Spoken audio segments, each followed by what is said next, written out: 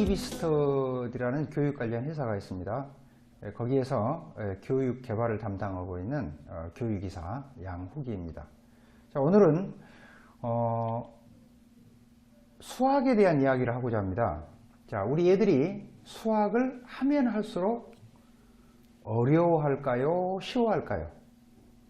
네, 할수록 어려워합니다. 그러나 우리가 수학을 제대로만 공부한다면 우리 애들이 수학을 할수록 쉬워집니다.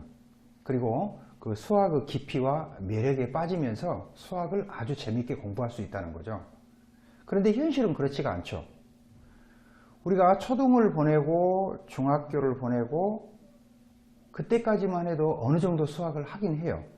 범위도 좁고 또 조금만 여러 문제집 풀어보면 잘하는 거죠. 그런데 고등학교를 가고 나서는 애들이 수학이 급격히 무너집니다. 그리고 수학을 포기하는 자들이 속출하죠. 그러면 어디서부터 이게 잘못됐을까요? 이런 거예요. 실제로는 그 내막을 들여다보면 7세 전후에서 우리 애들이 숫자를 알아가면서 한 자릿수 더하기 한 자릿수를 시작하는데요. 거기에서부터 문제점이 있다는 것을 우리는 발견할 수 있습니다. 자, 우리 애들이 한 자릿수 더하기 한 자릿수를 하면서 어떤 방법을 많이 하신가요? 네. 시중에 나와 있는 여러 연산책이나 각종 어떤 방법들을 가지고 우리 어머니들이 시도를 하는데요. 그 책들의 내용을 보면은 우리 애들과 전혀 맞지 않은, 즉 어려서부터 수학적 사고를 할 수 없게끔 만들고 있다는 거예요. 자, 그러면 우리 애들이 정말로 수학적 사고를 첫 출발점부터 해야 되는데 여러 수학의 범위가 있지만 첫 출발점은 어차피 수입니다. 우리 애들이 수에서 자유롭지 못하면 그 어떤 수학이 와도 그것을 소화해낼 능력이 없는 거예요. 자, 그래서 수를 어떻게 접근을 해야 되는지, 또 특히 한 자릿수 더하기 한 자릿수를 어떻게 시작해야 되는지를 먼저 여러분들께 공개해 드리겠습니다. 자,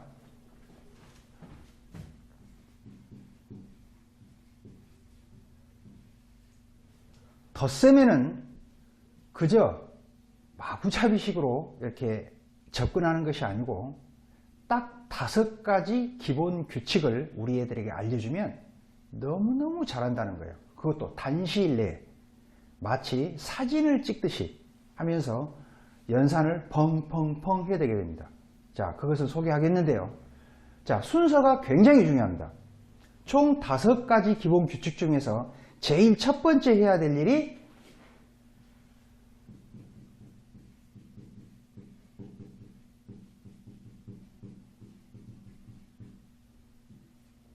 (1에서부터) (5까지인데) 같은 수 더하는 것을 가장 먼저 공부를 해야 돼요. 자, 여기에서 가장 쉬운 셈은요, 1 더하기 1, 2라는 거예요. 그 다음에 가장 쉬운 셈이 뭘까요? 예, 5 더하기 5를 가장 쉬워합니다. 아마 손가락 때문에 그렇겠죠. 자, 그런데 이게 4인지 6인지 8인지 이건 저희들만의 독특한 방법이 있어요. 약 6가지 정도 방법이 됩니다. 게임, 노래, 율동, 또 저희들이 개발해놓은 이미지셈, 또는 저희들이 또 개발해놓은 가림판을 통한, 수의 가림판을 통한 수판이 있어요. 이런 것을 통해서 하면 그야말로 빠른 속도로 습득을 합니다. 자, 이걸 습득한 다음에 두 번째, 이걸 지도합니다. 5가 되는 조합인데요. 한 자릿수 더하기 한 자릿수에서 가장 중요한 조합이라고 말할 수 있습니다. 수를 연결하는 매개체인 거죠. 자, 이걸 습득하고 난 다음에서는 세 번째, 이렇게 5가 완성이 되었습니다. 5에 하나 더하면 얼마일까? 5보다 큰 수죠. 5에 둘 더하면 얼마일까? 5에 셋 더하면, 5에서 넷을 더한다면 5 더하기 5, 이건 겹치네요. 5보다 큰 수를 지도한다는 겁니다. 자, 총 5가지 기본 구조 중에서 이 3가지 구조가 기본 중에 기본이라고 표현을 합니다. 자, 수학이라는 것은 과거에 했던 어떤 사실이나 규칙을 가지고 현재나 미래를 예측하는 게 수학입니다. 자, 그러면 이걸 1종, 2종, 2, 3종을 과거에 했던 사실이라고 우리가 생각을 하고요. 자, 네 번째 구조가 나오는데요. 이 네 번째 구조는 과거에 했던 이 첫 번째 구조와 세 번째 구조를 결합해서 나온 구조다. 자, 첫 번째 구조와 세 번째 구조를 결합해서 나온 구조가 이 네 번째 구조라는 겁니다. 이 첫 번째 구조의 연장선상에 있는데요. 6 더하기 6, 7 더하기 7, 8 더하기 8, 9 더하기 9 이걸 배우는 겁니다. 자, 우리 애들이 한 자릿수 더하기 한 자릿수를 같고 있는데 그 애들이 이 7 더하기 7이라는 셈이 쉬울까요? 어려울까요? 네, 어렵습니다. 6 더하기 6이라는 셈 쉽지 않습니다. 그러면 이것을 우리가 생각을 할 때 항상 과거에 했던 사실을 가지고 자, 3, 3 하니까 6이 떠올랐고 또 5, 1 하니까 6도 떠올랐어요.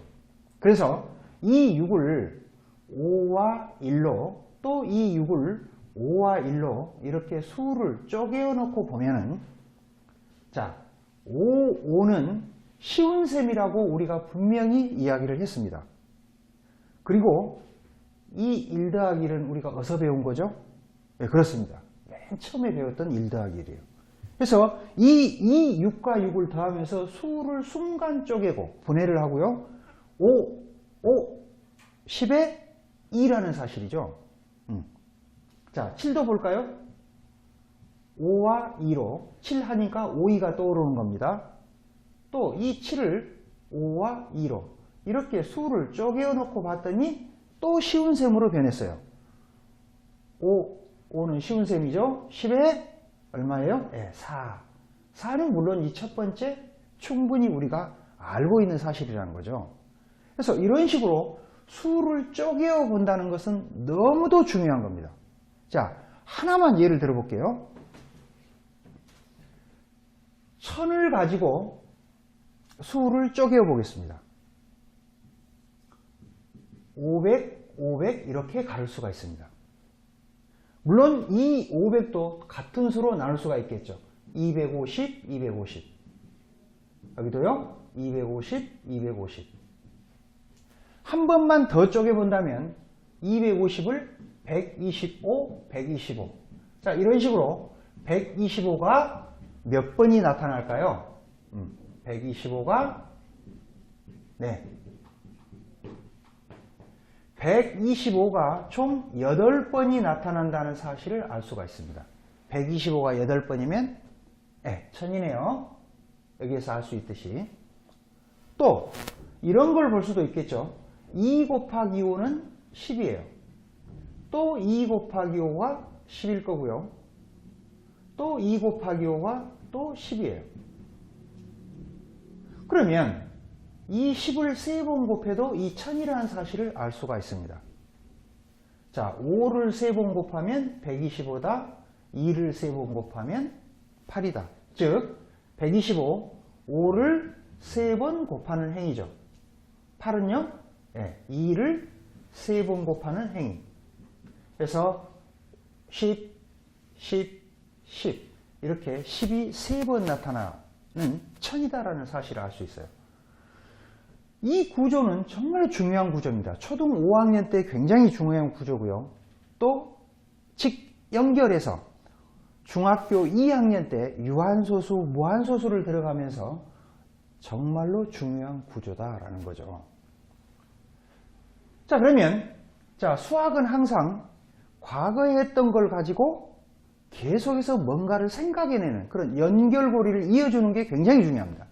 자, 다시 한번 생각해 봅시다. 저는 이 1000을 점을 찍으면서 1로 바라보겠습니다. 그러면 이 1을 쪼개면서 0.5, 0.5를 생각할 수 있습니다.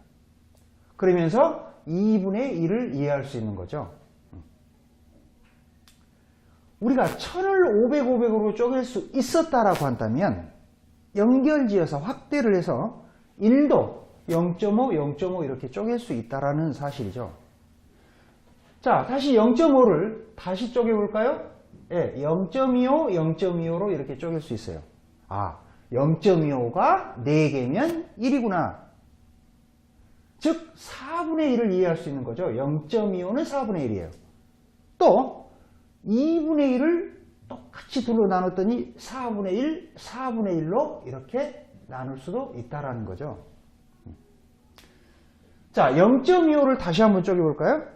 그렇습니다. 0.125, 0.125 라고 수를 쪼갤 수가 있습니다. 0.125가 8개면 1이겠네. 이걸 알 수 있고요. 또 0.125는 그래서 8분의 1이겠다라는 것도 우리는 알 수가 있어요. 즉 4분의 1을 둘로 쪼갰더니 8분의 1이 2개가 나오네. 자, 이런 것들을 연결지어서 우리가 생각할 수 있어야 된다는 거죠. 자, 이런 구조들을 우리가 이해하는 걸 바탕으로 해서 우리 이러한 셈을 한번 해보겠습니다. 우리 출제자들이 좋아하는 수배열 구조가 있습니다. 자, 이런 거죠. 1.2 곱하기 1.4 곱하기 1.25. 쉽지 않습니다. 그럼 우리 이런 생각을 해볼까요? 소수점을 무시하고요. 12 곱하기 14 곱하기 125 이렇게 썼을 때 이 125라는 사실에 주목을 하는 거죠. 125 했을 때 8을 연관지을 수가 있었다면 자, 이 안에서 8을 찾아내려는 노력을 해야 된다는 겁니다. 자, 12는 3 곱하기 4 이렇게 볼 수 있고요. 14는요, 2 곱하기 7 이렇게 볼 수가 있다는 거죠. 그래서 125를 곱해보면 자, 8을 찾아냈네요. 125 연관지어서 얼마예요? 1000이라는 사실이죠. 그래서 3, 7, 21하고 1000이라는 겁니다. 소수점 4개에서 찍으면 2.1. 또 하나를 연관짓게 볼까요? 자, 이런 내용을 우리 한번 봐보겠습니다.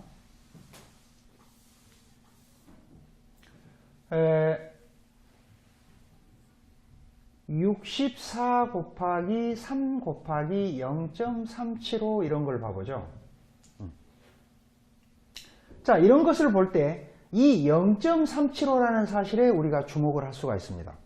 자, 무슨 소리냐면 여기에 있는 0.25와 0.125를 더하면 0.375가 나옵니다.